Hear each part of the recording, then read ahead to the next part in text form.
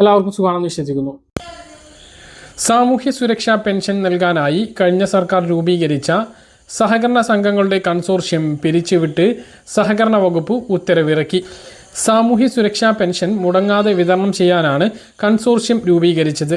സഹകരണ സംഘങ്ങളിൽ നിന്നും വായ്പ എടുത്തുകൊണ്ടാണ് കൺസോർഷ്യം പണം കണ്ടെത്തിയിരുന്നത്. സഹകരണ സംഘങ്ങളിൽ നിന്നും നിക്ഷേപത്തിന് സർക്കാർ ഗ്യാരണ്ടി നൽകിയിരുന്നു. സാമൂഹ്യ സുരക്ഷാ പെൻഷന് സർക്കാർ ഫണ്ട് അനുവദിക്കുമ്പോൾ ഈ തുക തിരികെ നൽകുന്നതായിരുന്നു രീതി. 3000 കോടി രൂപയിലധികം സമാഹരിക്കാനാണ് ലക്ഷ്യമിട്ടത്.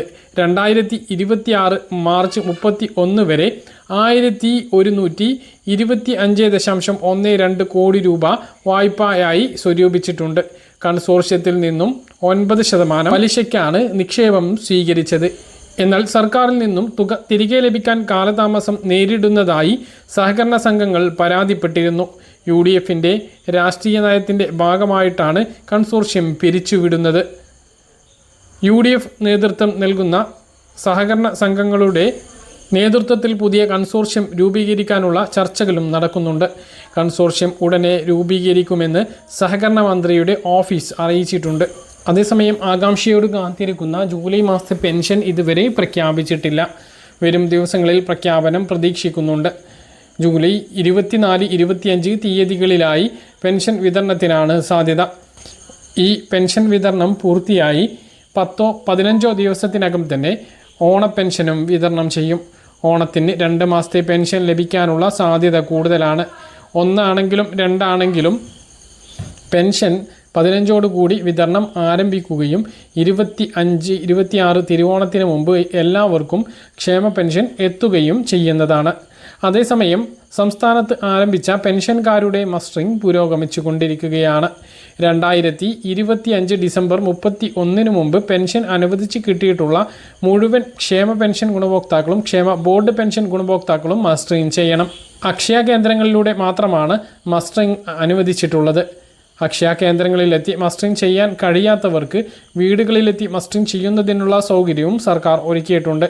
വിവരം അക്ഷയ കേന്ദ്രങ്ങളിൽ അറിയിച്ചാൽ അവർക്ക് ഒഴിവിനനുസരിച്ച് വീടുകളിലെത്തി മസ്റ്ററിംഗ് നടപടികൾ പൂർത്തീകരിക്കുന്നതാണ്.